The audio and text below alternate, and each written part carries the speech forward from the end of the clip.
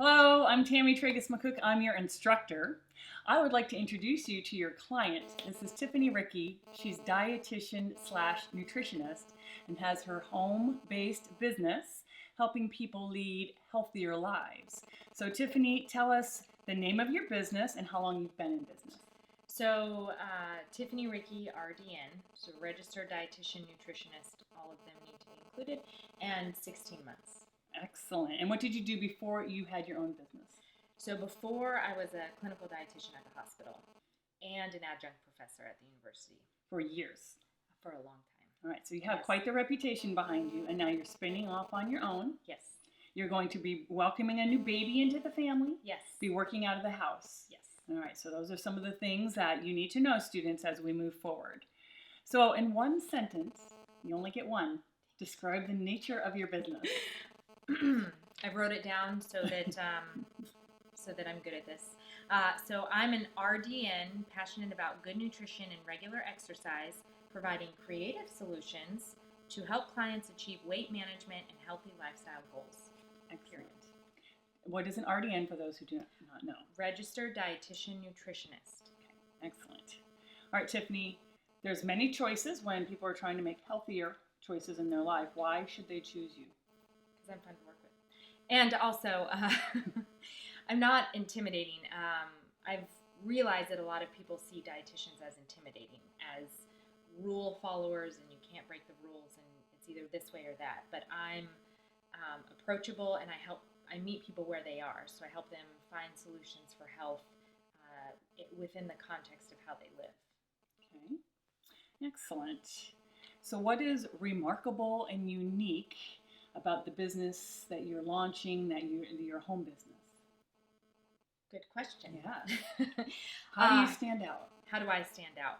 Well, I lead clients to healthier lifestyles. So it really becomes the clients that I see in my office, which I won't be doing that, but I've found that coming for weight management or for controlling diabetes tends to unfold a lot of other aspects. So it's not only just a dietitian and a personal trainer, but it kind of becomes a health coach, also life coach. So that's what makes me unique. We don't just focus on one thing because it's difficult to maintain your blood cholesterol if your stress is out of control. So it's a big picture Yes. snapshot. And tell us, I'm sure students will do the research and look at your sites and the information you have out there in the wide world. But some of the things that you do, tell about the grocery store visits, the home visits. Tell me just a little bit about those. So my business is, I know we're supposed to have a niche, but I really have a difficult time reining in. So I do grocery store tours where I meet with clients or with groups to go navigate the grocery store, because while I find that a very fun place, people find that very stressful. And so we do that. Then I've also been working on home parties where we go in and teach people how to make snacks or meal planning. I've been to one of those. Yes, it was fun. It was fun. And so doing that, and then also public speaking and even nutrition education, lunch and learns, and that sort of thing. Thanks for explaining that. So, knowing what you do, tell us who your competitors are and why you think they're your competitors. So, as far as there aren't any other private practice dietitians in Fairbanks. There's your niche, right there. Yes, Okay. yes. So that's a very good thing. There are other practicing dietitians, the outpatient dietitians at the hospital, but they're more on a medical nutrition therapy, where I'm more on a lifestyle healthy eating. And the only other, it's not really competition, I sort of get them when they're done, is fad diets out there. Mm-hmm. So they think that that's the way to lose weight, and then when they're done with that, they come see me.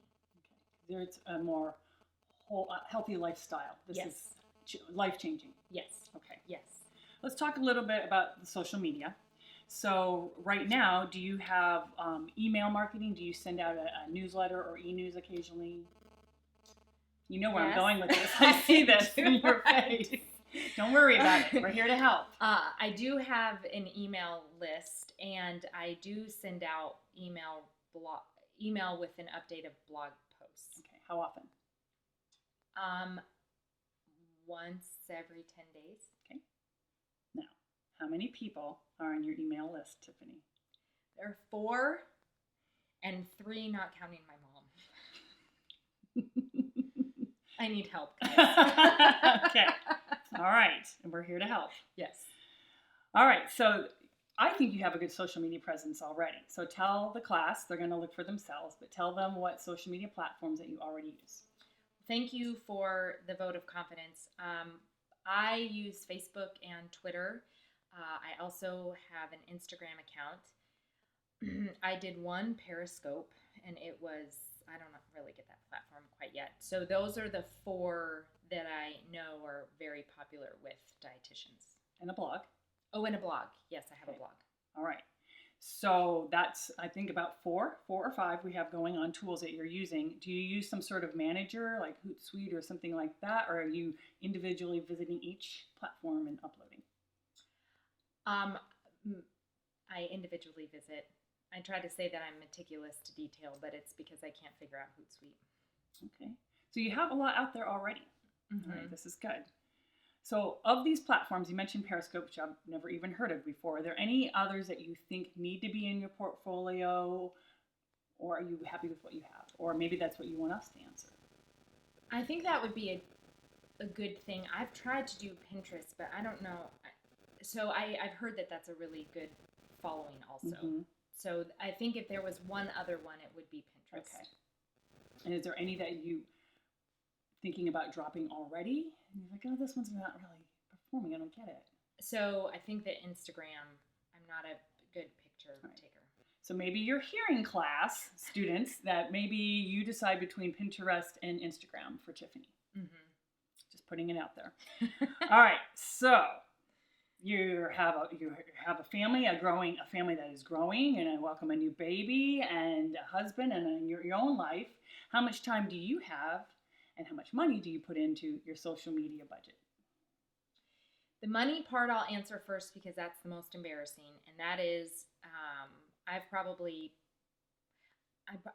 say I have about $500 to $1,000 to kind of get rolling.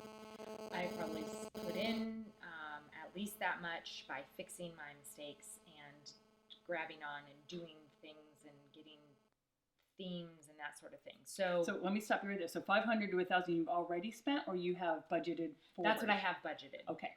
I've already spent that much. I see. But I want to be a little bit. I want to make better decisions. Okay. This is, and so as far as time, I already spend probably 10 hours, and I'm not getting much return on that. And that's just because I'm not managing it well. And I get sidetracked, and so that's not very good. But I would say that 10 to 15 hours would be reasonable. Okay. And you're saying I'm not getting much return on that. How do you know? How do you measure return? So I measure return on likes, which generally I just go through my Facebook and ask and ask and ask, or invite. That's what I do. Okay. Invite. And then when they don't, I go back a month later and invite. Okay. And so that's the way that I generate my likes. I haven't had any retweets on Twitter, but I have started to gain a little bit of a following. And I'm not deselecting the weirdos. Like if you wanna follow me, I'm fine with that because that just boosts my numbers. And then so I would say the likes and the conversations that I have on Facebook. Okay. So it really boils down to Facebook. I know there's other parameters, but that's the one that I'm most comfortable with. So right now, the way that you measure return is likes on Facebook. Yes. What about for your blog? How do you know that's being successful? Because I just posted on Facebook. Okay. Can somebody go to your blog and give you their email address so you're collecting them? Yes. Okay. That would be a way to. That would be a better way to determine how well I'm doing. Okay. Well, you have everything in place, so right. Great start here. Right. It's just sort of maybe showing you some different ways to do things. It sounds like. Right. Okay. So now let's talk about successes and challenges. Describe a current success you're having with social media. So going back to Facebook, I have found that when I post what I think is just ridiculously simple combinations of the food that I eat, it generates a ton of conversation. The most response I got from a post was when I showed how I made my oatmeal. And people just were amazed that that was a recipe. And then, in fact, people asked for the recipe, and I didn't even have it. It's just a little bit of this, a little bit of that. And so that was the most successful. Was that a video? Mm-mm. It was just pictures. This was just pictures. Okay. Mm-hmm. Have you posted video to Facebook before? No. Okay. Opportunities. Okay, so now let's talk about a challenge that you have related to customers and marketing. What do you feel your challenges are? My challenges are consistency and sticking with an editorial calendar.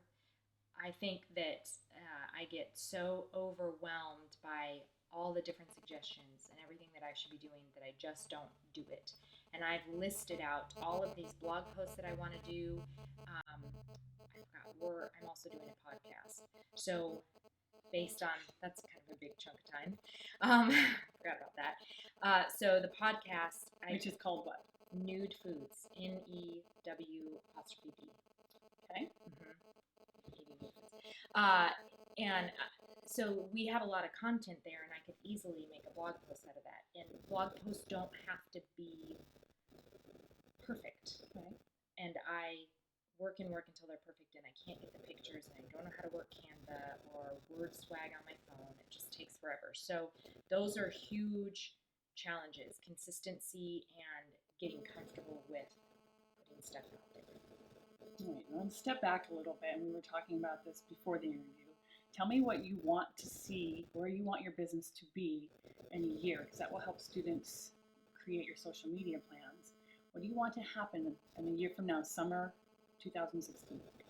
So ideally, I would love if I had a large email list so that when I put together a program or a closed Facebook group where I give meal plans, that I have already a growing population that I can sell that product to. Okay. So it'd be growing my email list. I have good news for you. We have nowhere to go but up. Yes. So if you're at 4, including mom, mm-hmm. and I'll sign up, there's 5. Yes. Okay. So what do you feel is a reasonable number for a year from now? A reasonable number for a year from now. I'm just going to say, based on my likes with Facebook right now, is 237. Okay. 237. To be precise. Okay. All right.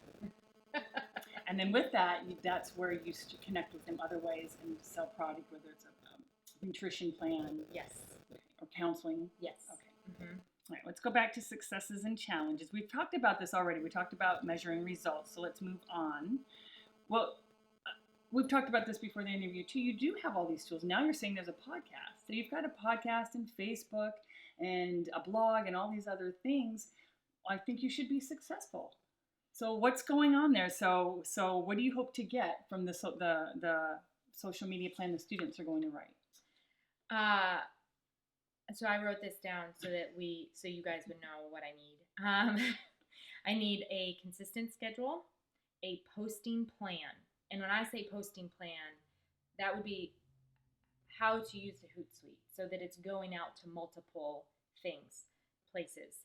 That would also include a picture that fits with Instagram and Facebook and on my blog. And then how do I grow, when to post. I know you can read the Facebook stuff and you know when people are engaging most. So when would be the best time to post? Is it in the morning? Is it in the evening? Do I need to do it twice? Can I repurpose my content?